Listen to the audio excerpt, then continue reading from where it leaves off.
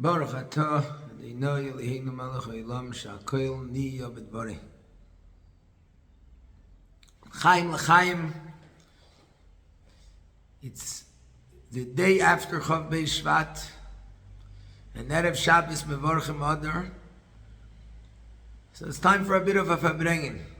L'chaim, the Eibishter should give the brachas to all the Yidden. B'cha yivarich Yisrael. To every single Jew, everywhere, wherever they may be, in everything, begashmias and beruchnias, b'teva nire v'nigle.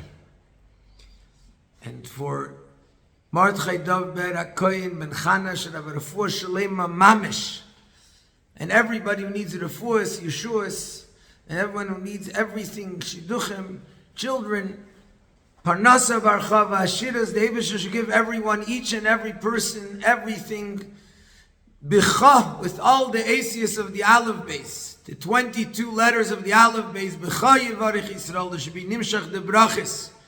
From yesterday, from Chav Beis Shvat, the brachas should come to each and every person in each and every possible way. And the ikir is we should have the only bracha that we're all waiting for, which is going to bring from that B'cha yivarich Yisrael, all the brachas, this galus of Melech HaMashiach, should take us out of Galus, take of Miyad Mamish, on Erev Shabbos Mevorchim Adar. So that once we come into Shabbos Mevorchim, we'll be able to be Marbim B'Simcha, with the true Simcha, the Simchas Eilam Al Reisham, in the Beis HaMikdash HaShlishi, take of Miyad Mamish L'chaim. So yesterday was the yahrzeit of the Rebbetzin Chaim Mushka. And like we said, the Rebbe says all the brachas come from there. There's a famous story. The Sheiv Neis Chabad, one time I think was for Chafei Adar, the birthday of the Rebbetzin. They sent the Rebbetzin flowers. So it was an envelope with the name of the Rebbetzin, and on the envelope, or inside the envelope, they wrote names of people who needed a bracha. So the maskirim or whatever, they give the flowers to the Rebbetzin, and the envelope with the names they gave to the Rebbe. So the Rebbe looked at it, and the Rebbe said, it's not addressed to me, it's addressed to the Rebbetzin. And so they said, no, this is for brachas. So the Rebbe said, no, she can eich bench, and she can also give brachas. The brachas come from B'cha yivarich Yisrael, the brachas and all the inyanim. There's a story that's told, I don't know the exact specifics, that the Rebbetzin used to speak often about how her grandmother Rebbetzin Shtarnesara, and if I'm not mistaken also her great-grandmother Rebbetzin Nifka, before they were nostalgic, they asked for a cup of water, and they made a bracha sha'akol niya b'dvarei, and drank the water, and didn't make the bracha achreina, and I don't know if the Rebbetzin added or if Chassidim added, that the bracha achreina is by Tchias HaMeisim. The Rebbetzin, right before the Istalkus, the Rebbetzin came to the hospital 2 days beforehand on Chav Shvat. The Rebbetzin needed to go for a procedure for her foot. And the Rebbetzin told the people, I don't want to go for the procedure because I don't want the Rebbe to hear that I have to go for a procedure, because today's supposed to be a Yechidus Klalis for the Erchim who came for Yud Shvat. And they waited for such a long time. If I'll have to go to the procedure, the Rebbe will come with me to the hospital, and the Yechidus won't be able to happen. And the Chassidim who waited so long won't be able to have the Yechidus. When the Rebbetzin came to the hospital, she was sitting on a wheelchair. They were setting up the bed, and before even they managed to set up the bed, she asked for a cup of water, made a bracha, and the istalkus was before even going onto the bed. The concept and the idea, the Rebbe tells us, b'negei Chav Beis Shvat, that Chav Beis Shvat is the final tkufa, when the world is ready and prepared for the coming of Mashiach, when the only thing left is lekabel pnei Mashiach tzidkeinu b'peil mamish. We have to live our life where we make the bracha sha'akol niya b'dvarei, that we know that everything is b'dvarei, b'dvar havaya shamayim nasu, shamayim and aretz v'chol tzvaim, everything that exists in our lives, sha'akol, is Nia Bidvarei, and that we make that bracha b'negia every aspect of our lives, and we know that the bracha achreina, the hemshech, the continuation, is immediately one aspect. To the extent it's not a hefsek whatsoever, we continue directly into the Mimaisa Mashiach.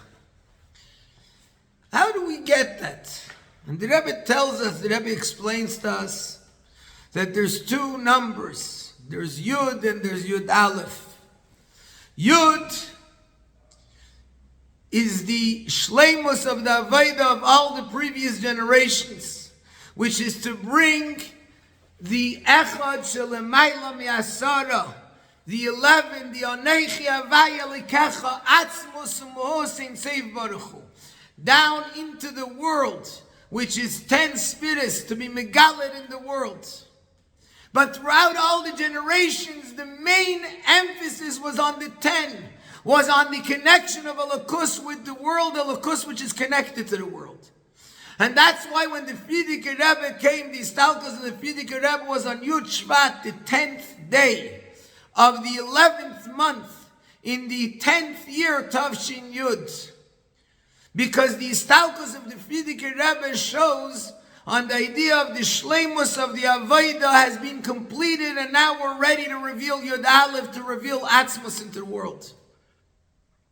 The next day, and moreover, a year later, Yud Aleph Shvat, which was Wednesday night, the 11th day of the 11th month, Tavshin Yud Aleph, the 11th year, and by the way, it was the 11th hour, also was at 10 o'clock at night. That's when the Rebbe said the Maimer Basi Legani, which Basi Legani starts also with, has in it the letters Yud Aleph in the word Basi, which that is the shleimus of Yud Aleph b'Torasi, the purity of 11. But that's when that power started. And on Chav Beis Shvat, which is the 11th month, but it's the 22nd day, double 11, that's when we got to the idea that the world and Elokus is one thing. I want to try and explain this with a story I just heard. It's not such an unknown story. It was a girl who came to a certain Chabad house somewhere in America. And she came and she got involved, and she would come to Shabbos meals. And she was very excited, but she wasn't limited to Chabad. She was searching. And because she was searching, Rahman al-Islan, she met a Christian missionary who convinced her that her soul's path, La'avdil, is going to be to go to a Rahman al-Islan, to a convent. And she decided she's going to do it after Shabbos, but first she went for a last time Shabbos to say goodbye to all the wonderful people in Chabad. They convinced her and they said, tomorrow, Sunday, Rabbi Shlomo Zalman Hecht is coming from New York, and he's going to speak, and he's a good speaker. Why don't you come and listen to his speech? So she said, fine. Originally she didn't want. They managed to convince her to stay Sunday and listen to the speech. She sat by the speech, and he said, during the speech, with all the other things he was explaining, he said, I need to tell a story. And I'm not sure why I'm telling this story, but it's a story which for years has miffed me. I don't really get what it's all about, but it's a story. And he says, I went once in the Yechidus by the Frierdiker Rebbe. And before me, in Yechidus, there was a man whose name was Rav Broin. And this Rav Broin was very involved with Jews, especially with survivors after the Holocaust. And he went into the Frierdiker Rebbe. And when I came into Yechidus by the Frierdiker Rebbe told me, strangely, he repeated to me what had happened in the Yechidus by the person before me, by this Rabbi Broin. And the Frierdiker Rebbe told me that he asked me for a bracha that his children should go in the path of Yiddishkeit. And I gave him a bracha that his grandchildren will go in the path of Yiddishkeit. He said it was shocking. I had no idea why the Frierdiker Rebbe telling me about someone else. That's what happened. As he tells this story, he suddenly hears from the crowd crying. Turns out this girl was a granddaughter of this Rabbi Brian. And the Frierdiker Rebbe had already planted the seed from beforehand. We have 10 and we have 11. We have the brachas from above, the koyach from above, but that's something which comes within the power of the world. That's something which is still connected to the world. The power of a bracha that comes from above, but then we have the power that comes from within the essence of the Jew themselves. In today's world, especially children and teenagers, they want to do things on their own. They want to be able to find their own journey, and a lot of times we look, why are you doing this? Why are you doing that? Why are you not doing things the way it's acceptable? That's because we're a generation of 11. 11 is a gili of atzmos, which many times the way it expresses itself in the world is the Yud Aleph Aluf Yesav Rachman al-Itzlan, the 11 of Klippa. In Klippa there's 11, in Kedusha it's 10, everything's Mesudar. You have the connection between Elokus and the world. But the fact is that when someone has the Gili Atzmos which says, I want to reach out, but the reaching out doesn't always express itself in the 11 Samemani Akteres, in the 11 ingredients of the Kteres. It could express itself in Klippa. How does it transform when there's 22? When there's a connection between the 11 from above, which is the Koyach of Atzmos, the Koyach of Rebbe, and the 11 from below. And when we allow this power to connect, then there's nothing that's stronger than that.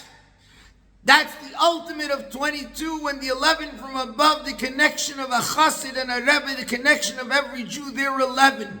The koyach of atzmos, that the yesha nivra, the existence of a person down here, is one thing with the yesha amiti of the Eibishter. How do we reveal that? When we allow the light of the Rebbe to shine in. And then that empowers every single person to use their 11 to go from within themselves and to connect to the Eibishter. And then there's what the Ira from Chaya Mushka. Chaya is the Naran, the Keiches Apnimim of the Neshama, which do everything in the right way, in the proper way. Mushka is the Psamim. The Psamim, which is the spice which comes above Ishtalshlos, above the world. And we have that power to connect the two. To connect the above, to connect the Tasim, the Sima, the Oitzer, the Pnimius, the essence, with the revealed aspect.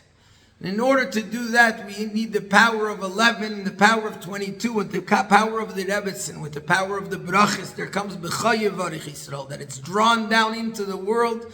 And we make the Dira Leis Barich B'tachtein, that we reveal in the essence of the world, how the essence of our world, of our Bracha, that we make Sha'akol Niyah B'dvarei, is one thing with the Tchias HaMesim, with the ultimate Gili of Mashiach. And we do it davka mitich simcha v'tuv leivav mishenichnas adar. That we have it and we bring it b'teva nireva nigla, with achtev Yisrael, with b'chayev varich Yisrael, with all the brachas, so that we have immediately these galus of Melech HaMashiach, and we all dance together in the Eifen of 10 and 11 and double 11, Eifen on all the 22 letters of the Aleph Beis in Yerushalayim Mirakedesh Beis Hamikdash Shlishi L'chaim L'chaim L'bracha.